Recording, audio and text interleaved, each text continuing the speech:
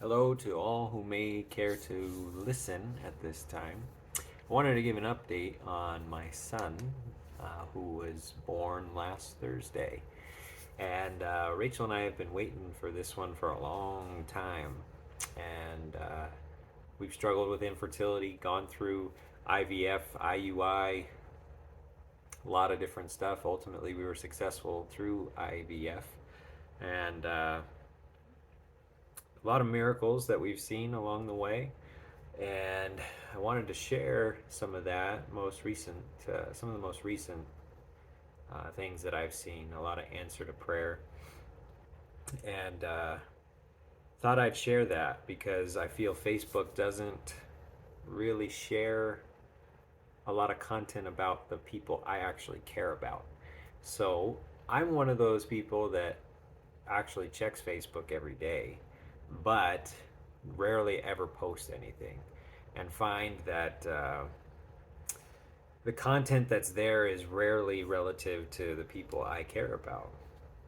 And so I wanted to potentially contribute to the content that's there and make it so it's not just about people you don't know and videos of random people mowing lawns for free or building a bushcraft house in the woods, how to skin a tuna, uh, all these crazy things that come up in mine.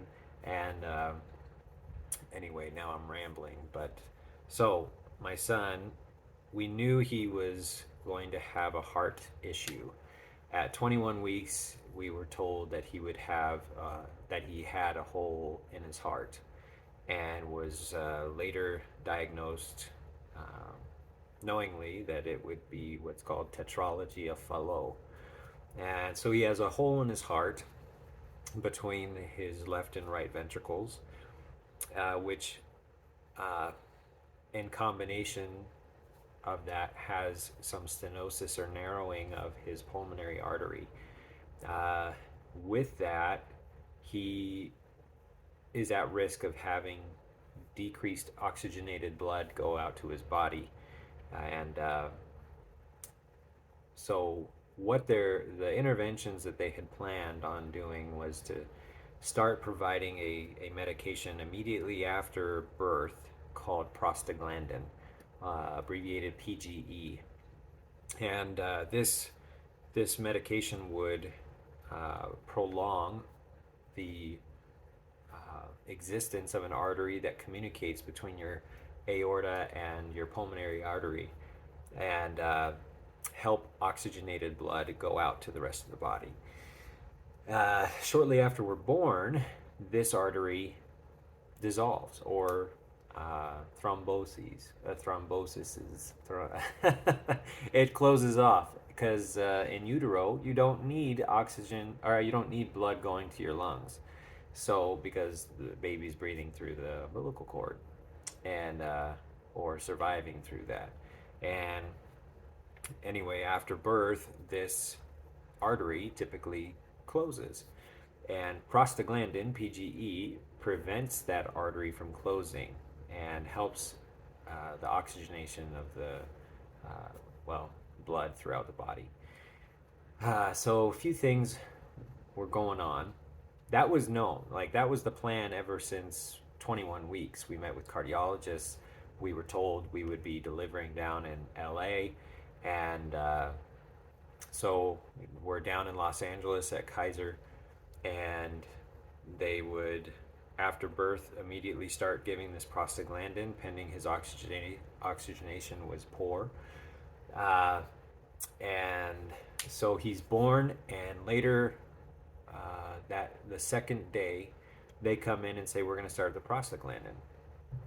And uh, if his oxygenation starts decreasing, and I'm sitting there holding him, and I get this impression that you should pray whether or not he should start this medication. And I think to myself, no, this is the plan. Like, we came here to this specialty hospital to receive the care that we have with some top tier cardiologists. And this is the plan that they've outlined. They do this hundreds of times, and this is, I mean, in a month maybe. It's just very, very common surgery and procedure for these doctors. So I think, okay, and I keep getting this impression, you need to pray about this. So I pray as I'm sitting there holding my son in a chair in the NICU, and I get the thought that I get what I believe is an answer from God saying that no, he should not start this medication. And I fight it. I'm saying, no, this is the plan. Well, this is why we're here. I need a yes. This needs to happen, and they want to start this promptly. And as I'm praying and I'm fighting this, and I finally just say, and I'm repeating myself over and over, just should he start this prostaglandin? Should he start PGE? Should he start this? And I get a no, and then finally I get this, you already know the answer. You already know. I've already told you. You need to accept that this is the answer and that he should not start this. And I say, all right, amen.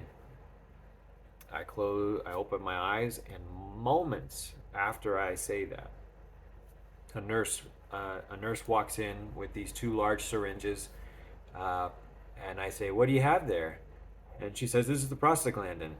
And now we hadn't talked about when this was actually going to start, so this was completely impromptu. One, that I get the impression I need to pray about this, and then the moment I do pray about it, and I accept an answer. Moments after I open my eyes, a nurse walks in with this medication to start administering to her. And I say, you know what? I don't think I want to give that to him just yet. And the nurse says, what? And I say, yeah, I'm going to need to talk to a doctor. And so she goes and gets the medical director, and he's kind of heated. He's kind of frustrated that I'm postponing this administration of this medication, and he's asking me, you know, this is why this is important, right? We need to keep this artery open. Otherwise, if this artery closes, we can't reopen it, and we're going to have to do more invasive surgery at that point if you don't go through with this initiation of this medication. And I say, I understand. I understand why you need to administer the medication. And I understand why we need the PDA, this artery that we need that to stay open. And I looked at him and I said, are you a praying man? And he cocks his head and he says, why do you ask? And I say, I can't explain to you exactly why I don't want to start this just yet. I understand the medicine, I understand the science behind it, and I understand the reasoning, but I have a feeling, not just a feeling, but I feel that God has told me that my son should not start this medication just yet. And he kind of fights that and says, you understand, we're going to have to do surgery if this closes. This is going to be a more invasive experience for your son, and a lot more could go wrong going through that type of intervention versus this intervention that we've planned. And I said, I need to talk to my wife. She's not here right now. I've got to talk to her, and please give me time. She's on her way. And he just waits there by the bedside, and waits for me to basically say yes. And I'm just, come on. And I'm finally Rachel comes, and I tell her I don't think he's supposed to start this. And now she's kind of on edge, like, what do you mean he's not supposed to? And I'm like, I don't know. I just have this gut feeling that. And so then the medical director leaves, and Rachel has to go back and speak with some of the nurses. And then I start praying, okay, let me just be able to articulate to this medical director why I feel he should not be taking this. Help me to be able to reason with him in a way that I'm coming across like I'm making a informed medical decision. And um, anyway, I get this thought, just ask for a second opinion. So I tell the nurse I want a second opinion, and she comes over and says, "Now here in the hospital, we have that implies something, and I want to make sure it's what you think it means." I said, "I don't need a new cardiac team. I don't need any of that. I'm fine with that, but I just want some extra imaging, if possible. Let me get some extra imaging, and or let me talk to the cardiologist." And so the medical director has the cardiologist call me, and I speak with him, and I tell him, I said, I feel like God is telling me that he should not start this medication. And the cardiologist goes on to tell me that, yeah, that's fine. I don't know what kind of vision or what kind of experience you had, but if that's your gut feeling, let's wait. And it was just, I said, okay, I feel good about that. And he said, yeah, as long as his oxygenation is good, we don't need to start this medication. And up until that point, his oxygenation had been great, well into the safe zone and high levels that were would not indicate that this PDA, this artery, was closing or experiencing any kind of stenosis. So that was, he said, honestly, by the cardiac echoes that we had completed, there was no change between the first and the second one that we had. But because at the time, his oxygenation had fluctuated a little lower, I was assuming stenosis was happening, or that artery was closing, even though the echo was not supporting that. So anyway, the he said, yeah, let's wait, and let's we don't have to start it until he starts showing signs of desatting or having his oxygenation go below what it should be. And so we've gone through the whole weekend, and his oxygenation has been great. His and he's appeared stable. They've weaned off. He's feeding. They've weaned off some of the supplementary nutrients via IV, and he's yeah, just kind of a waiting game as we're potentially waiting for him to just gain weight so that we can do this procedure to keep that artery open, because they want to do a stent to keep that open to make sure that we go home and he doesn't, turn blue, have uh, stenotic or a TET spell is what they would call it, tetralogy of Fallot, and having those breath holdings or having difficulty breathing, and or just getting his lungs are fine. It's purely the oxygenation out to his body. So I've seen. I just wanted to uh, testify, so to speak, that I believe God is an active participant in our lives, and that my cousin's wife, her name is Jody Brown. She's gone through a lot of medical trauma, I'll call it, over the last decade. And she mentioned that in her experience, you don't get a miracle until you need one. And I've needed one, so to speak. And I think I know I've seen a lot of miracles with this, but many would say, "Oh, this was just your paternal instincts kicking in," and I would say, "No, that's not the case. It's if it were my paternal instincts, I wouldn't be prompted to reach out and speak with a higher power. Those thoughts were not anywhere near my radar of saying, let's postpone this. This was our plan from 21 weeks, and this is what we were expecting. Because of early ultrasound imaging, we knew all this was present before he was born. And the fact that I had a prompting specifically to postpone and interrupt that plan, that wasn't me. That wasn't my paternal instinct. That was God. And I want to call it what it is, and that's a miracle because science doesn't support it. It came out of nowhere. And I believe that as soon as I agreed and accepted that prompting to say, no, don't take this medication, my soul did rest. I was at peace. And then it was just, okay, how do I tell these doctors and how do I tell these specialists that, you know what, I understand your common procedure, but I want to wait.